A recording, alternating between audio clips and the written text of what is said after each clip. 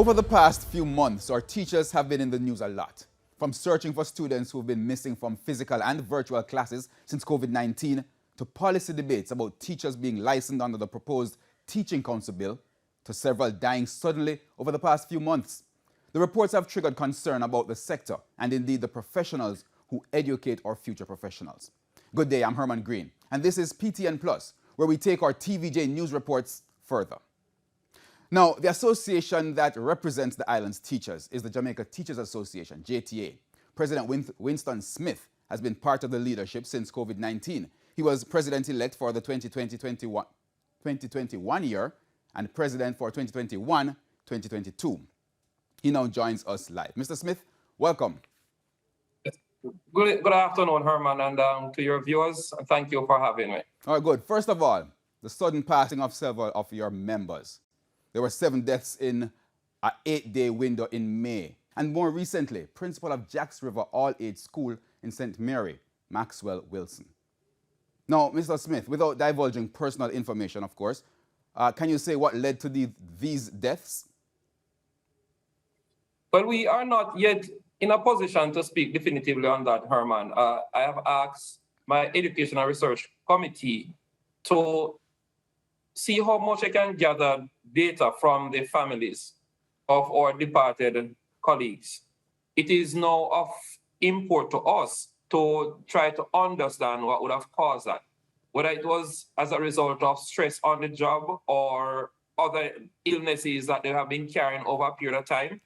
And we do understand that sometimes you may be carrying an illness which resulted in your death, but that illness could have or may have developed due to lifestyle issues born of the fact that teachers are not well paid, and as a result, they can't facilitate gym payment for fees, eat the proper food in the right nutritional content, limited rest and relaxation because of the many hours of marking papers, writing lesson plan, preparing for work, and that kind of thing.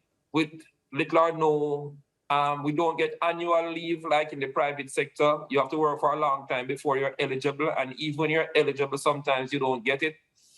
So all of these things, and when we put into that now the stress of actually producing quality results that is demanded by the state and the society, along with the fact that you have your own family and family issues to treat with. So we don't know exactly what, but we are looking into the matter because it is of great import to us now based on what is happening.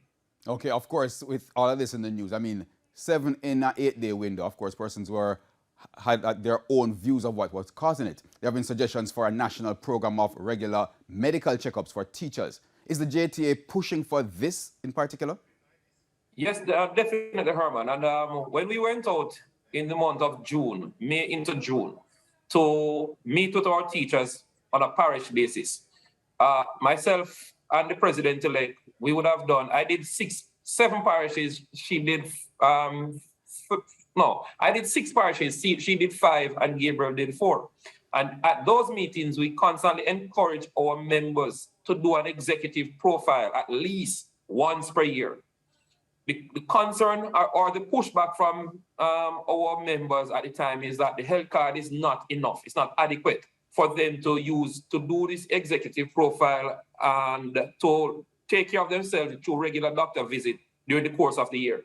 So it is now before us that when we sit with the Ministry of Finance to look at how much we can advance the allocation for the health card facilities that we have now under the government health card scheme. Okay, well, that's one of the reasons the JTA and the teachers were in the news over the past couple of weeks or months. We now turn to the issue of discipline in schools. Since the resumption of face-to-face classes, we have seen more physical altercation in the classroom, to include teachers.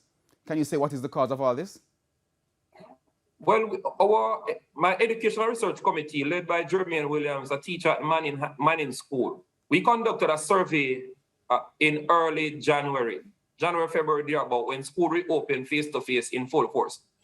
And what we found is, according to the survey, there's a question that asks about how teachers feel concerning the level of preparedness for resumption of school.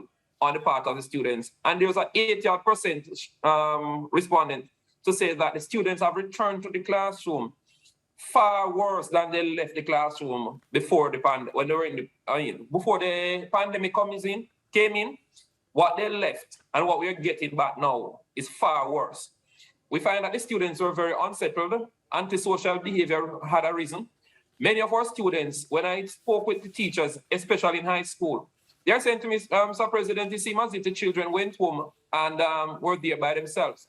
Some of them got caught up in alcoholism, smoking of ganja, and other hard drugs. I wouldn't want to say hard drugs because as a science teacher, I know the difference between them and I don't want to mislead anybody. But when you look at what the students were engaged in and they were left unattended, it would appear. They came back to school as though they were their own man and woman and no one should talk to them because primarily it would seem as if they were on their own, living their own life, and now you're putting them in a confined space and asking them to conform to rules and regulations, which they kind of give a pushback. This results in altercation in our schools. Now, we ask our teachers to be professional as best as possible and seek at all times to deflate any form of attack and not to escalate it. But at the same time, I've said to the members that I don't want any of you to be professionally dead. So therefore, if you're in a situation where you're seeking help, can't get the help, you're doing everything that you are expected to do from a professional point of view to stem the attack, and you're still being attacked and you're not able to repel such attack, then there has to come a time when you have to seek to protect self. Prior to the pandemic, we had challenges in the school system. What you would find is that there would have been fights, there would have been altercations, but when a teacher stepped in, it would dissipate. The teachers were able to control things then. Now, post-pandemic, and I use the word post-pandemic loosely here now, students coming back to the classroom since January. The same kind of fight and so would take place. But teachers, when they try to intervene, the students now are not responding to the teachers as they used to prior to the pandemic. And here is where we have a problem because students are now moving in a direction counter to what would have obtained prior to. And we find that in some cases, even the very parents are not able to control these students. Okay.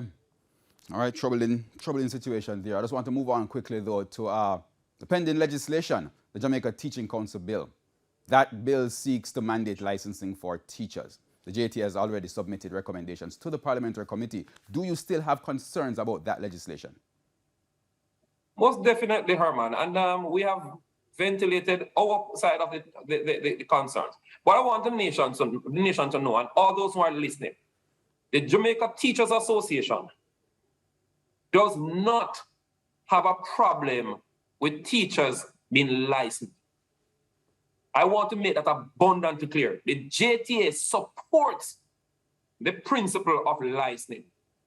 Where there's a diametrical dissonance is what is it that the bill contains. Now, when we read the bill, guided by a Queen's Counsel who guided us through the process, we don't see where the bill, as it is now, will engender this high level of professionalism as the bill is purporting to do. What we are seeing is where the bill is seeking to be punitive to teachers. When an attorney at law runs afoul of the principles and tenets of the General Legal Counsel, that attorney is tried or is investigated by the General Legal Counsel. And if it is that they find that the lawyer, the attorney, has done something that compromises the principles and precepts of the said body, they would have been sanctioned by that body. And that body consists of attorneys and judges. Conversely, the Jamaica Teaching Council is to be set up with not only trained teachers, not practitioners, persons who have never taught a day in their lives, somebody who have never gone to a teacher's college or teacher training institution or teacher training course. Now, how is it that you who have no knowledge in teaching or experience in teaching is going to come and make a determination on a teacher when you have never taught a day in your life? no one who is, as far as I know, based on the information presented to us, if you are not an attorney called to the bar, you're not able to sit on the General Legal Counsel. Secondly, when a teacher fails to pay or have his or her license renewed and is teaching, the document is saying that the teacher will be tried in a court of law. Why are you taking the teacher to court, right? When you have a JTC, why not take the teacher to the JTC, right? And have the teacher dealt with there. You're taking the teacher to court. And we know that our court system move almost like a snail with arthritis. And I say that knowing fully well that snails don't have bones, okay? So I don't want anybody to say, but the JTA president is saying snail have bones. No, I'm using... we get what you're saying. At snail's place, or even slower. Right, so we are saying to you, why have the teacher in that position?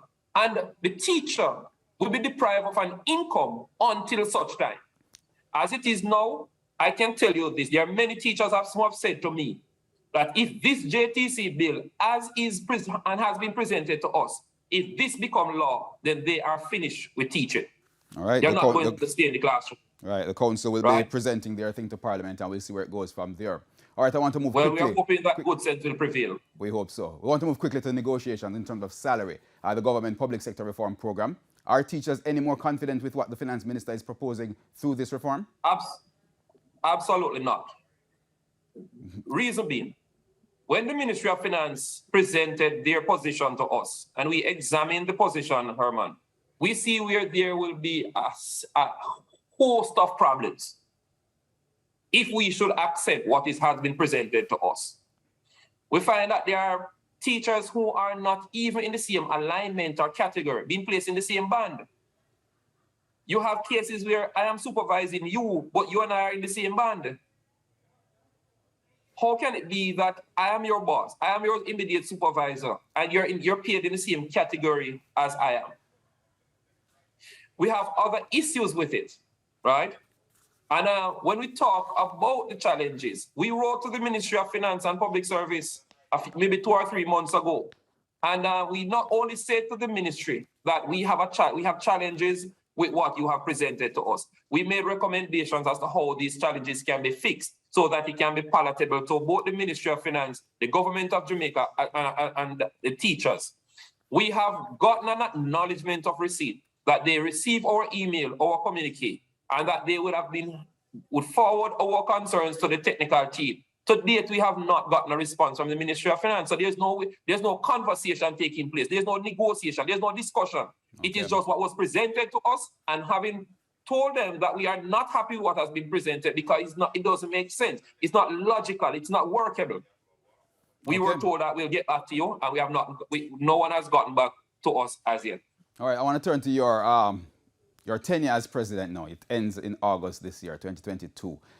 With this negotiation as part of it, have you not achieved anything that you wanted during this tenure? No, you see, well, when I came in as president, Herman, my aim was to stabilize the JTA in a sense. I would say to you that we have a very good result.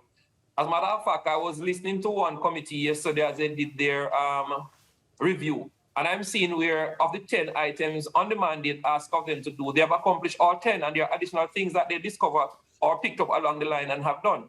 So from a president perspective, I think we have had a very good year. Okay, good. Thank you very much. A good note to end on there. President of the JTA, Winston Smith. And of course, he hands over to the new incoming president, LaSonia Harrison. Thank you very much, Mr. Smith. No, LaSonia. LaSonia Harrison. Thank you for that. Yes, she would correct you quickly if she was here. I can just imagine. All right, this has been TVJ's PTN Plus, where we take our primetime news reports a little bit further. Thank you so much for watching.